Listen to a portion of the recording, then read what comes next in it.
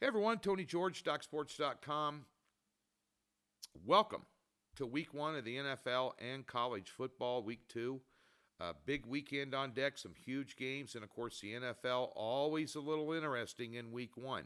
Be sure and get over to DocSports.com. We got a free $60 link in the description below. We also have a tab on the website. Park $60 in any new account, get yourself a weekend package in college and pro football, and take $60 off of it. Hassle-free, strings-free, no obligation, and it comes with a profit guarantee. And it'll be a good weekend to jump on board. We're ready to rock. We're ready to roll with week one in the NFL, kicking off with my beloved Kansas City Chiefs on Thursday night against the Ravens. Don't know what my card's going to be, but I know I got a big one on Saturday, a monster play. 7-unit play on Saturday. It's going to be on a 3-pack or a 4-pack. We'll have a Friday night play as well. And we'll have a full NFL card for you. Let's talk about this game, and many of you have DM'd me because you know I am a Nebraska fan. I'm an alumni. Follow them very closely, and you've been asking me about what do you think about this game against Colorado? Are they for real? Well, I'll tell you one thing. Nebraska's for real this year. They're going to be a bowl team for the first time. They're the longest route in Power 5 history, or in the Power 5 right now, between Mike Riley screwing things up, Scott Frost completely screwing things up, and Matt Rule not being able to get a handle on the old beast last year. The same problems plagued Nebraska last year that they plagued them the years before. Turnovers, number one in the country in turnovers. Number two, can't score in the red zone. Second worst in college football in the red zone, and could make a field goal. Third worst in college football. 5 games decided by one score or less, bunch of them by 3 points, and all 5 of those final drives, Nebraska had their hands on the ball and couldn't put it to bed. Turnovers, special teams blunders, also missed field goals, and turnovers. In comes Neon Sanders and his band of merry men. They're a contender. They're just like last year. Nothing's changed. Forget what you're hearing from these guys on TV. The announcers during the game. North Dakota State was beating them at halftime. Okay? They gave up, what? Between 350 and 400 yards of offense to an FSC school.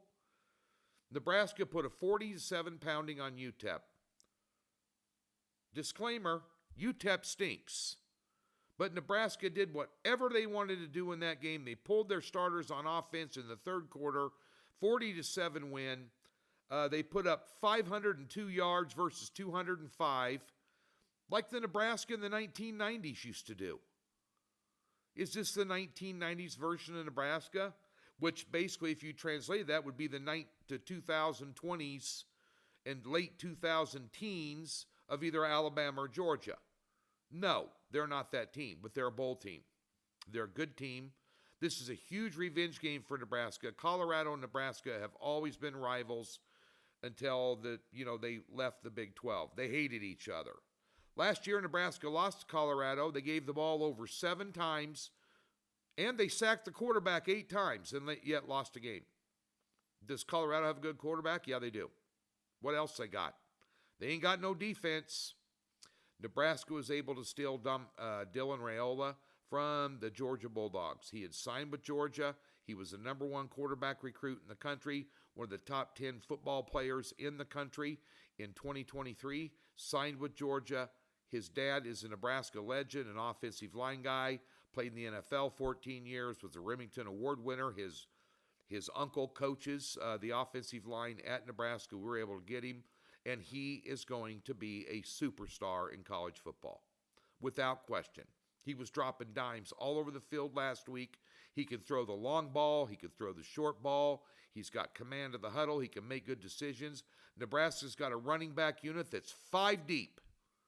They got receivers all over the place. Transfer in from Wake Forest that was all ACC last year.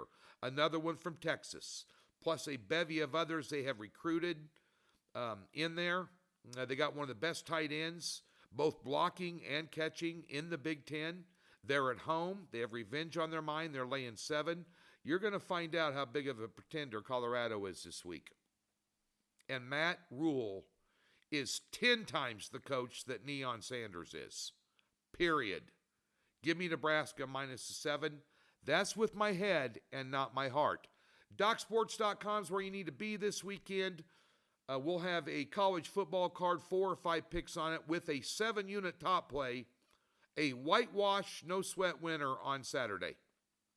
The Sunday card is still being developed. I'm taping this on Wednesday, but we'll have a Sunday card with at least 4 plays on it, including my weekly Call Me Tony the Teaser. Be sure and check it out at DocSports.com along with all the other guys, as well as right here on this YouTube channel Thursday, Doc's Gridiron 6-Pack. Week 1, we'll be up, myself and Griffin Murphy, talking about college and pro picks, 3 college, 3 pro. That show went 68% against the spread last year. Over 100-plus game sample size for free. Don't miss it. It'll be up on Thursday.